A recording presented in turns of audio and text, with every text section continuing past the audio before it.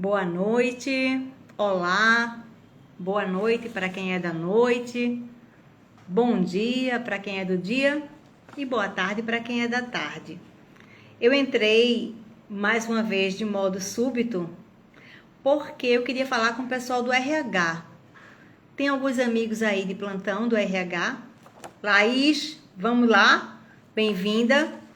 Queria conversar com meus colegas de RH acerca de algumas questões bastante relevantes nos processos seletivos, tá? Porque como tudo mudou, de 2020 para cá, a gente está vivendo um tsunami de novos modelos, de novas histórias, inclusive no tocante ao recrutamento e seleção. Eu estou agora concluindo 2 processos seletivos de áreas bem distintas, tá certo? Uma vaga é muito operacional, a outra vaga é mais estratégica, é para gestão de alimentos, e uma terceira vaga está acontecendo agora, que é uma vaga administrativa, tá? Então eu sempre, desde que comecei nessa área de RH, na década de 90, eu sempre elaboro um questionário para conhecer um pouquinho mais do perfil desse profissional ou dessa profissional. É o que eu defino como autoavaliação, tá? Eu acho crucial que nós consigamos falar sobre nós.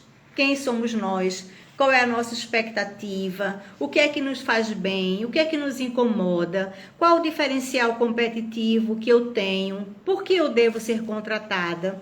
E aí a gente levantando essas informações juntamente com o candidato ou com a candidata, vai servir como elementos cruciais para que consigamos ter, ao término do processo, uma leitura mais apurada desse profissional, dessa profissional.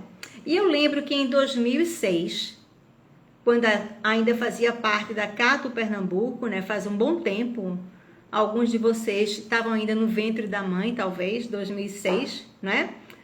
E acontece o seguinte, que, Cláudio, que nós já elaborávamos lá, eu e meu colega, meu parceiro de RH na época, o Francisco Santiago, já criávamos um questionário para que nesse momento presencial, os candidatos respondessem sobre si perguntas chaves, perguntas relevantes. E aí é legal porque nesse momento presencial, você vai perceber o nível de tranquilidade ou intranquilidade, como é que é a caligrafia desse profissional, como é que é a compreensão que ele tem de si, certo?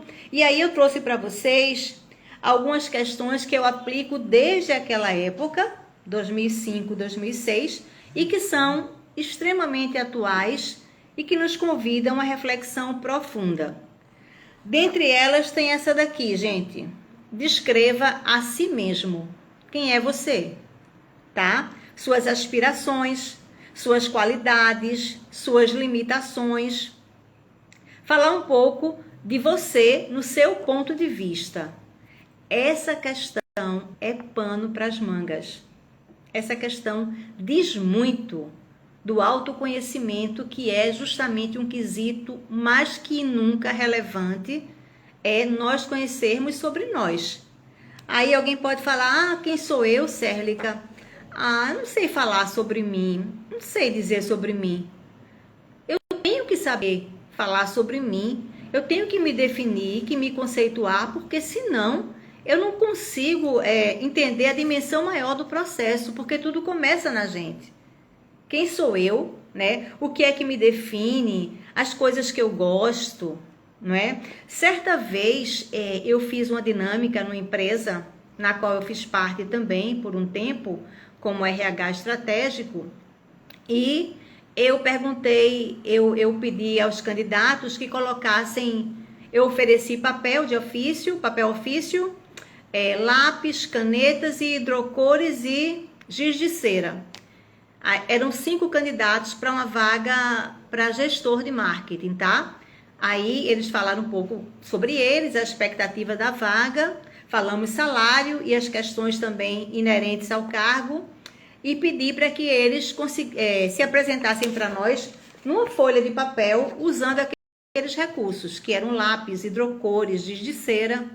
E aí cada candidato se concentrou, estavam em pontos estratégicos, era uma mesa de reunião, era uma mesa meio retangular, deu para cada um ficar disposto, colocado em uma certa distância do outro, e os candidatos foram se apresentando, tá? Um deles chamou muita atenção. Ele desenhou a lâmpada naquele formato de ideia, né? Aquele formatozinho da lâmpada antes da LED, com aquele bocalzinho, e desenhou a lâmpada amarela e preta, fez assim os raios coloridos da lâmpada iluminando, e ele falou o seguinte: Cérlica, eu sou a luz que essa empresa está buscando. Sem nenhum viés de arrogância, sem nenhum viés de querer se sobrepor demais. Não, eu sou a luz que vocês precisam. Me dê a oportunidade, que aí eu digo para que eu vim. Simbora, Paulinha, vamos lá então. Quando ele falou isso, eu sou a luz que vocês estão buscando, eu disse, esse é o cara. Só que eu não posso decidir pela empresa, tá? Eu coloco os candidatos, passam por uma série de situações, de etapas, para a gente conseguir finalmente definir quais deles irão para esse momento presencial com a empresa contratante. Hoje em dia, mesmo anterior à pandemia, já havia muita entrevista via web. E há sistematicamente entrevista via web. Aí você vai ver como é que ele se coloca para a câmera, qual é o nível de conteúdo verbal, gestual desse profissional, né? Como é que ele se vê, o que é que ele aspira para a trajetória profissional dele ou dela. Então a gente tem muitos recursos para poder fazer um desenho final desses candidatos. Aí voltando à questão daquele rapaz, ele falou que era a luz que a empresa precisava. Alguns empresários podem achar que é muita arrogância. Alguns diretores podem achar, caramba, esse cara está querendo chegar, vai querer meu espaço. Já outras empresas pensam o seguinte: eu vou querer esse cara, eu vou querer essa menina, porque ela tem um nível, ela denota uma autoconfiança que vai nos trazer muitos resultados. Eu quero investir, eu vou acreditar nele ou nela. Então, naquele momento, naquele processo seletivo, aquela pessoa foi contratada e deu um show, repaginou a empresa, criou estratégias de marketing mais arrojadas, aproximou mais os setores, sabe? Fez umas campanhas muito legais para os clientes parceiros. Então, assim, ele disse para que veio e fez a coisa acontecer sem maquiagem. Foi lá e passou o recado. Então, as questões que envolvem a autoavaliação são questões, por exemplo, aspirações na carreira. Onde você está agora e aonde você pretende estar daqui a 4, 5 anos. Aí você vê também o nível de motivação, o nível de perspectiva da pessoa. Ela pode hoje estar como assistente administrativo e se vê daqui a 5 anos como assistente administrativo, tá? Ou então ela se vê como assistente e pode se ver daqui a 5 anos ocupando o cargo da diretoria. Isso é muito, da minha compreensão, isso é muito bom. Porque ela vai mostrar que ela quer crescer, que ela quer desenvolver, e eu, se fosse gestora, se eu fosse uma executiva estratégica dessa empresa, eu iria colocar minhas fichas nessa pessoa. Porque ela vai ter ela está buscando o sentido de crescimento, de desenvolvimento. Hoje ela atua como assistente, mas pretende, almeja chegar na diretoria de uma empresa. Por que não? Por que não? Então, você vai tentando sentir os perfis desses candidatos, porque, afora essas questões da autoavaliação, tem também testes de perfil, testes psicológicos algumas vezes, colher referências profissionais dos antigos empregadores, dos pares. Como é que é trabalhar com a Cérlica? Quem é a Cérlica no dia a dia? Ela tem mais o perfil autoritário ou um perfil mais democrático, participativo? Como é que é estar com ela? Quais os pontos fortes dessa profissional? E quais os pontos a serem melhorados dessa profissional? A gente vai fazer uma investigação apurada, bastante assertiva, para que nós consigamos mandar para a empresa contratante os 3 melhores perfis, e aí então quem vai dar o crivo final é a empresa que vai contratar. Então, as questões de autoavaliação, elas são muito interessantes. Muito interessantes. E é bom fazer nesse momento da dinâmica de grupo, tá? E que hoje tem sido feito mais via web, para no segundo momento a gente marcar a entrevista presencial com essa empresa. Olá, Evani, chega cá, bem-vinda. O que acontece também é quando a gente cria uma vaga em função da própria dinâmica do mercado. Nós criamos uma vaga anteontem para a área administrativa. Já recebemos 72 currículos via e-mail, fora os grupos de WhatsApp, fora as redes sociais como um todo. Então, uma vaga, quando ela é colocada na berlinda, né, nas mídias, já se começa a receber currículos, inclusive de outros estados. Recebemos hoje 6 currículos de São Paulo. Então, a coisa pegou essa proporção que a gente não tem ideia, não é?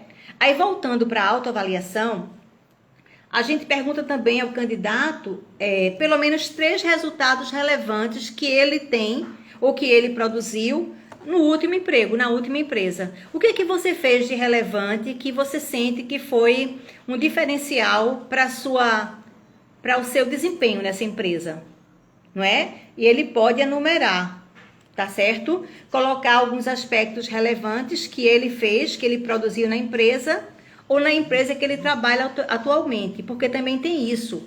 Tem muitas pessoas que estão empregadas, mas que não estão satisfeitas e que estão buscando o mercado, e tá tudo bem, porque a gente fica muito mais tempo no trabalho do que em nossa casa. Então, você trabalhar unicamente pelo salário, trabalhar num clima organizacional terrível, que uns falam mal dos outros, trabalhar num nível de absenteísmo elevado, trabalhar onde as pessoas adoecem semanalmente, atestado médico para cá, atestado médico para lá. Você pensa, não, isso não me pertence, não é para mim. Não é para mim, então vou buscar um espaço que eu me sinta bem. E muitas vezes, pessoal, eu estou nessa área há quase 30 anos, eu percebo que a pessoa às vezes vai para uma outra vaga, para uma empresa, com a remuneração menor, mas em contrapartida, com a possibilidade de desenvolver sua trajetória, com a possibilidade de ter um clima organizacional mais saudável, que uns valorizam os colegas, que ninguém vê o outro colega como rival, mas como um aliado. E aí, gente, passa a ser muito mais prazer do que trabalho, no sentido realmente de laboral, né? Laboral. Então, a autoavaliação é uma ferramenta importantíssima. Qual foi a sua experiência profissional mais importante e por quê? É importante que nós saibamos o que é que eu fiz na minha trajetória que foi mais importante e qual é o diferencial disso para a minha carreira, para a minha história profissional. Há uma questão que é muito comum também, se você fosse um animal, seria qual animal? Por que seria esse animal? E aí também você pode avaliar de várias formas, mas já é uma questão muito mais usada, habitualmente usada em processos seletivos, não é? Outra questão importante, como é que a gente consegue trabalhar intensamente? Qualquer um trabalha intensamente se, pontinhos, se a empresa oferecer condições, se o clima estiver apaziguador, acolhedor, né? Se a gente tem chance de desenvolver a nossa trajetória, se lá nossas ideias são aceitas, são valorizadas. Então, um questionário, ele é uma ferramenta, um questionário de autoavaliação, ele é uma ferramenta super importante, porque no currículo a gente fala o que a gente quiser. E tem currículos que eu recebo ainda hoje, porque hoje o Google nos orienta sobre tudo, né? Como fazer um currículo de excelência, confeccionar um currículo com um modelo padrão que convide as pessoas a saberem mais e a lerem o teu histórico, mas ainda hoje eu recebo os chamados anticurrículos. Falam o nome do pai, o nome da mãe, o CPF, o tipo sanguíneo, mensagens de cunho religioso. Isso não é um currículo. O currículo é um documento profissional e também comercial. Você vai vender, né, o seu perfil para o mercado nesse formato físico, via e-mail também, PDF, ou também nessa ferramenta que eu adoro e que também orienta os candidatos sobre ela, a vídeo currículo. Falar sobre você num vídeo de no máximo 3 minutos, quem é você, qual é a tua expertise, onde é que você trabalhou, quais os seus feitos mais relevantes, por que você quer participar desse processo seletivo, como você pode contribuir para a nossa empresa. Então, o vídeo currículo vai avaliar a capacidade de concentração, a capacidade de síntese, o vocabulário, a fluência verbal, a questão gestual desse profissional, vai avaliar uma série de itens que a gente, como RH, vai ter esse olhar mais clínico. Mas claro que também tenhamos cuidado e nos coloquemos no lugar desse candidato. Porque, infelizmente, ainda hoje, profissionais de RH engoliram o rei, engoliram a rainha, e aí os incomodados que se incomodem e recebe o candidato, não dá bom dia, não dá boa tarde e fala para a pessoa, vá, diga aí, me fale sobre você. Não estabelece um vínculo, não estabelece uma empatia, e o candidato já chega e vai murchando. Porque como é que eu posso falar sobre mim se o outro está lá com papel, uma caneta, não é? E não olha para mim, nos meus olhos, não me cumprimenta, não me chama pelo meu nome e só tá lá, tá? Me diga aí quem é você, me fala de você. E não olha para mim e mal visualiza o meu currículo, que já está na mesa dele a priori, ou na mesa dela. Então, gente, a gente tem que fazer com que esse clima... Me conta a sua história. É cruel, né, Cláudio? Me conta a sua história. E aí, diz aí, me conta a tua história. E até caberia se já tivesse havido uma preparação a priori. Estamos com essa vaga na área comercial, recebemos o seu currículo, fulano de tal, e achamos interessante marcar esse momento com você, né, essa entrevista presencial. E me conta um pouco mais sobre a sua história, sua trajetória. Vi que você trabalhou em tal empresa, em tal período, fez isso, fez aquilo. Mas me fala um pouco mais da sua história profissional. Aí já quebrou o gelo.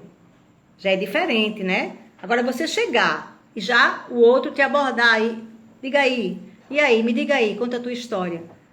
Aí a gente vai perder até o fio do raciocínio, né? Do interesse genuíno por aquele processo. E ainda tem muito RH que fica se endeusando, acho que se ama tanto, se enobrece tanto, que esquece que é um ser humano com outro ser humano. E que é uma via de mão dupla. E que a cada ação existe uma reação em sentido contrário, porém com a mesma intensidade, não é assim? A lei da física. Então, respeitemos esses profissionais que que nos confiaram dividir a história profissional deles conosco. Então, isso é muito relevante. E eu tenho uma particularidade que eu acho legal, modéstia à parte. Eu consigo estabelecer empatia com muita facilidade com os candidatos e fica uma relação muito próxima, a ponto de algumas vezes nos tornarmos depois amigos pessoais. Nenhum problema, tá? Isso é também um uso legal da inteligência emocional e a inteligência afetiva.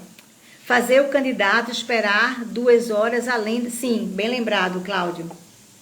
Trabalhei numa empresa, não vou citar o nome, e que naquele momento buscávamos um gestor de produção.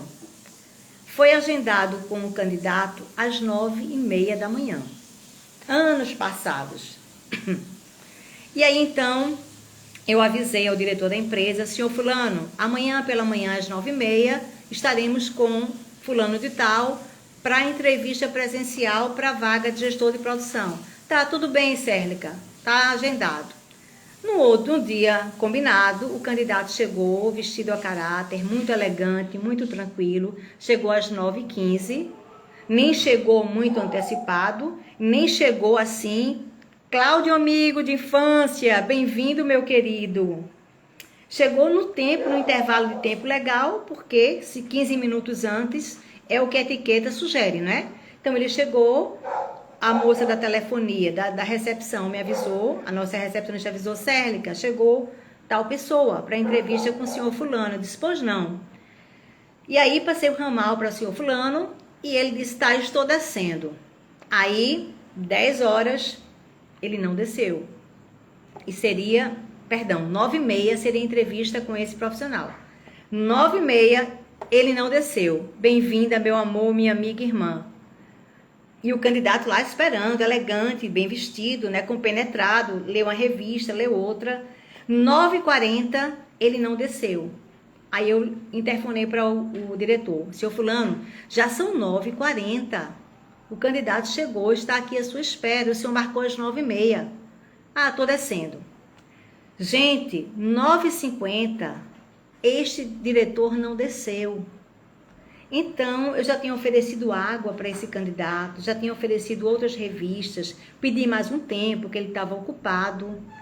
Aí o candidato foi até a minha sala, bateu a porta às 9h55, falou: Cérlica, muito obrigado pela oportunidade, mas eu já senti que esta dinâmica da empresa, ela não está em consonância com o meu perfil. Te agradeço muito o convite e até logo, muito prazer. Aí eu disse: perdão, sinto muito, me desculpa, mas até então seria às 9h30, de fato, a entrevista já estava alinhado com a pessoa responsável. Mas ele não desceu por questões de ordem maior e eu sinto muitíssimo. E fiquei arrasada, arrasada. Às 10h em ponto, desce o Todo-Poderoso. Cérlica, cadê o candidato? Eu não vou nem imitar a voz dele para não sugerir quem seja, até por uma questão de ética.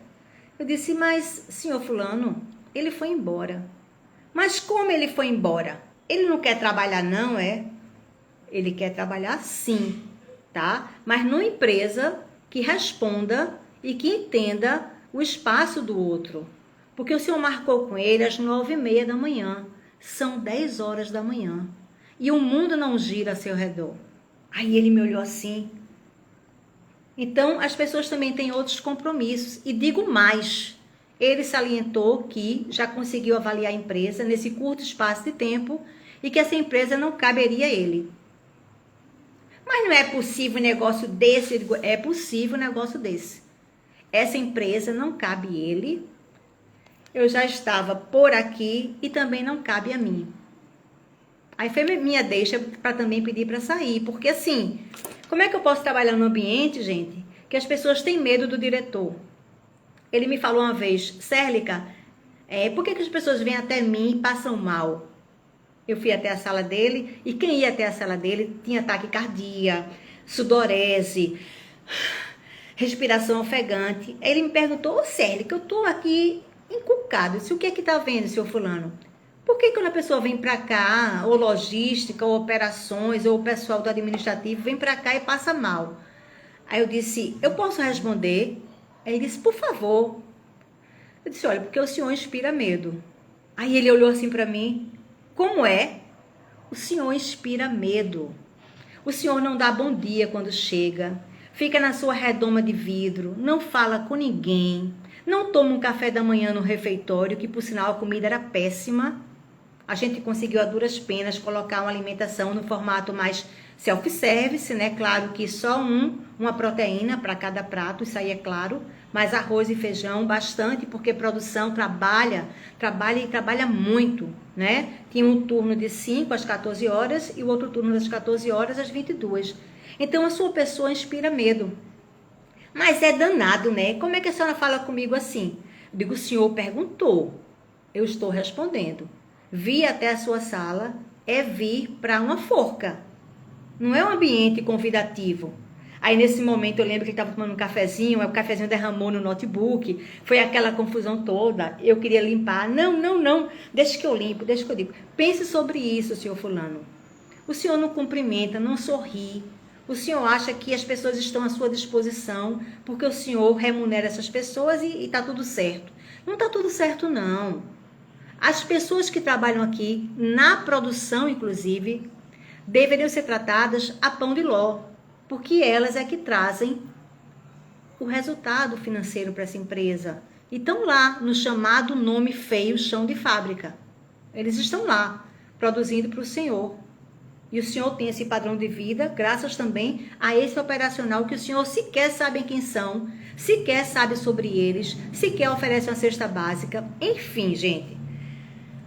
É porque eu terminei me empolgando, né? Mas assim, do mesmo jeito que a empresa avalia o candidato também, hoje, mais que nunca, avalia a empresa contratante, tá? Então, eu trabalhei uma vez para a empresa do segmento de alimentos, que quando eu falei qual era a empresa, é uma delicatessen, o candidato falou: ah, Célica, muito obrigado pela lembrança, por me convidar, mas para essa empresa eu não quero participar não.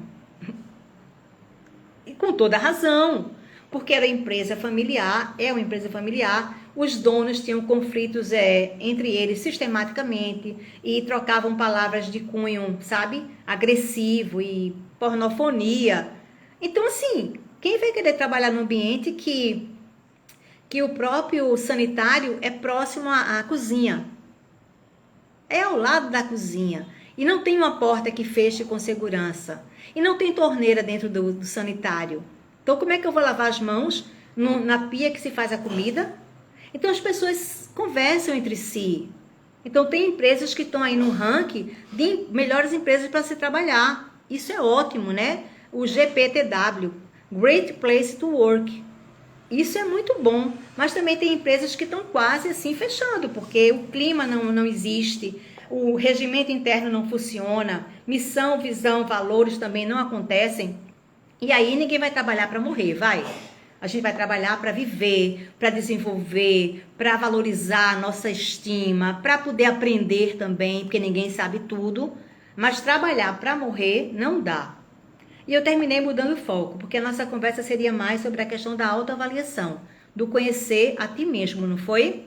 Mas foi bom falar sobre isso, porque isso é baseado em fatos reais que eu vivi e que muita gente de RH vive e que às vezes tem alguns RHs tão subservientes que só ficam assim: não, o senhor está certo, não, o senhor tem razão, a senhora está certa, tem que ser assim. Então não tem uma autonomia para pensar sobre si e faz tudo o que o mestre mandou. E muitas vezes o mestre é um carrasco, e que vai adoecer o RH, vai adoecer a equipe como um todo, tá? A nomenclatura RH, já falei com vocês uma vez, não foi? Algumas vezes. Eu acho uma nomenclatura muito pobre, muito oriunda da Revolução Industrial, recursos humanos. O RH é um recurso. Isso também é um recurso. Eu uso enquanto me servir. Depois eu vou descartar. Eu não vou mais fazer uso de um recurso que não me serve. Então, a nomenclatura está ainda como RH, mas eu acho triste, eu acho uma coisa muito, sabe, mecanicista. Recursos humanos. Eu acho legal quando eu recebo algum documento de uma empresa que fala assim: somos da empresa tal, eu sou responsável pela gestão de gente. Aí sim, gestão de gente, gestão de pessoas, gestão de talentos, gestão do capital humano. Tudo de melhor, dá mais vida, valoriza mais, não é, Cláudio? Gestão de pessoas, gestão de gente, gestão de talentos. Na Ambev é GG, gestão de gente, porque gente é o que nós somos seres humanos. Aí se usa RH, analista de RH, gestora de RH. Meu Deus do céu, eu estou alimentando a condição mecanicista, tecnicista, que eu sou um recurso e que vão me usar até quando servir. Quando não servir mais, tchau, tchau. Ou então, um chute no traseiro, como acontece. Então, gente, a proposta é essa, é que a gente entenda que as vagas estão voltando a acontecer, tanto operacionais quanto estratégicas, que a autoavaliação, a gente falar um pouco sobre nós é crucial, porque se eu não sei falar sobre mim, não saberei falar mais sobre nada, tá? E que há algumas perguntas relevantes, que eu não vou passar todas por aqui, que eu sempre utilizo assim nesse formato e vou adequando e vou otimizando, porque as coisas mudam, né? Nada do que foi será de novo do jeito que já foi um dia. Falando em mudanças, uma pergunta também chave: você é aberta a mudanças? Não é? Alguém fala assim: eu sou assim, eu nasci assim, eu cresci assim, serei sempre assim. Para sempre, sempre acaba. Então veja, a gente tem que ver a dinâmica do mercado, temos que ver os nossos perfis, pensar fora da caixa, fazer além do que o mestre mandou, não é? Porque uma vez perguntaram a um rapaz o que ele estava fazendo. Ele falou: eu estou colocando tijolos aqui, um sobre o outro. perguntou para um outro rapaz, o que é que você está fazendo? Eu estou fazendo o meu trabalho para ganhar o meu pão. E perguntou para o terceiro rapaz, o que é que você está fazendo? Eu estou construindo uma catedral para reunir almas, reunir boas intenções, vibrações e orações. Então, era a mesma situação, mas a percepção distinta. O que é que eu estou fazendo na empresa? Não é? Pensar sobre isso, não é? Porque senão fica uma coisa muito repetitiva. Cara crachá, Ctrl+C, Ctrl+V. Planejamento estratégico tem que ser uma coisa dinâmica. Como estamos hoje e como almejamos estar daqui a 5 meses, por exemplo. Planejar para desenvolver, para criar e para gerar resultados. Aquele modelo que eu falei uma vez com vocês. AIDA, atenção, interesse, desejo e ação. E também entendermos que devemos ser seres, pessoas de transformação, que possamos impactar positivamente nesse mundo corporativo. E não ser apenas o que seu rei mandou fazer. Não tem sentido. Então, na medida que eu tive o peito, né, e a coragem de confrontar e de afrontar a instância decisória da empresa, eu percebi que eu passei a ser um agente não bem-vindo. E antes que o barco entornasse, antes que eu pedi para sair, porque eu disse, olha, não dá certo. Uma empresa que tem atestados médicos a perder de vista, acidentes de trabalho enormes, sistematicamente. Uma empresa que não valoriza o seu capital maior, que é a produção, que não tem o refeitório adequado, que o fardamento não está higienizado, que as pessoas não têm um valor substancial, para mim, não me interessa. Então, se a pessoa do RH, bem-vinda, Paula, minha querida, São Paulo, Pernambuco, né? São Paulo, Olinda, Pernambuco. Se a pessoa de RH é uma pessoa muito subserviente, muito submissa, sim senhor, sim senhora, sim, vai ser assim, e não for uma pessoa questionadora, não questionadora para inflamar, mas para questionar outras formas de fazer, outros caminhos e para também se comprometer com o resultado final da empresa. Isso é que é legal, tá? Mas não ter medo do seu gestor. Por que ter medo? Não é isso? Então, nesse sentido, voltando para a entrevista, a gente tem esse formato online, entrevista via web, entrevista via questionário, via vídeo currículo e depois esse momento presencial, tá? Então, o ideal é que nós, como profissionais de gente, façamos um clima, proporcionemos um clima de muita pertencimento, né? De muito pertencimento recíproco, para que então o candidato se sinta acolhido, a candidata também se sinta acolhida e a gente consiga extrair o máximo de informações dele ou dela, mas de modo natural. Não enforcando, não deixando o outro numa condição de total desespero. Vamos tentar quebrar o gelo, chamá-lo pelo nome, agradecer a presença, porque é também uma forma de você valorizar a participação dele ou dela.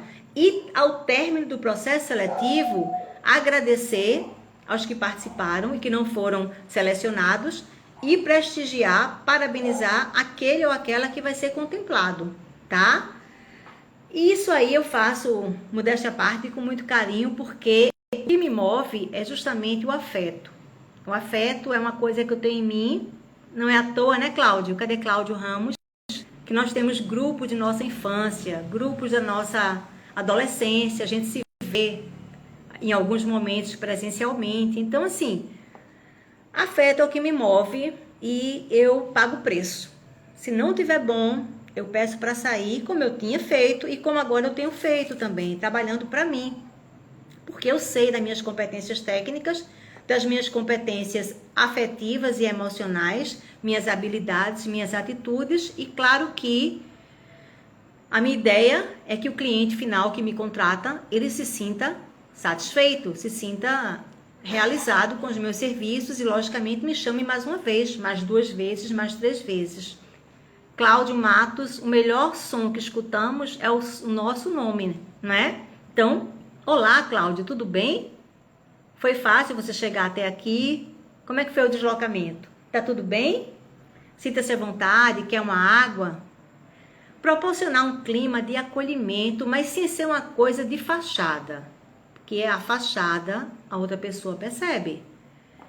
Espontaneidade, interesse naquele momento presencial com o candidato, não desviar o foco dele ou dela, desligar celular, desligar o telefone fixo e ficar conectado com aquela pessoa que está naquele momento sendo ouvida e avaliada por nós. Então, elas merecem de nós o maior respeito. Quem pensar diferente de mim, eu também entendo e até respeito, mas eu não concordo, sabe? Eu acho que quando você está como um RH estratégico, tá buscando talentos no mercado, você tem que ser ainda muito mais cuidadosa, muito mais prestadora de serviço humano, tá? De serviço humano. Então, chamar o candidato pelo nome, valorizar a vinda dele até a empresa, oferecer uma água, não é? Estabelecer esse vínculo inicial, porque aí já quebra aquela perspectiva, aquela expectativa assustadora de ser entrevistado, de estar na berlinda. O pessoal que faz esses realities, não sei como é que eles funcionam, mas eles estão o tempo todo na berlinda. Para alguns é maravilhoso, para outros nem tanto, não sei como é que a coisa é na prática. Alguns ficam de máscara por algum tempo, depois tiram a máscara e realmente mostram quem são, né? Mas o fato é, entrevista ainda causa um certo receio, sim. Algumas pessoas ficam inseguras, sim. Algumas pessoas são muito tímidas e não conseguem falar o tanto que tem para falar sobre elas, sim. Sim. Então, a gente como RH, nós pessoas que trabalhamos buscando talentos no mercado, vamos tentar minimizar essas arestas, essas questões de ordem mais de medo, do súbito e proporcionar um clima legal para que ele então se sinta leve, acolhido, respire profundo e possa nos dizer o máximo sobre sua história profissional.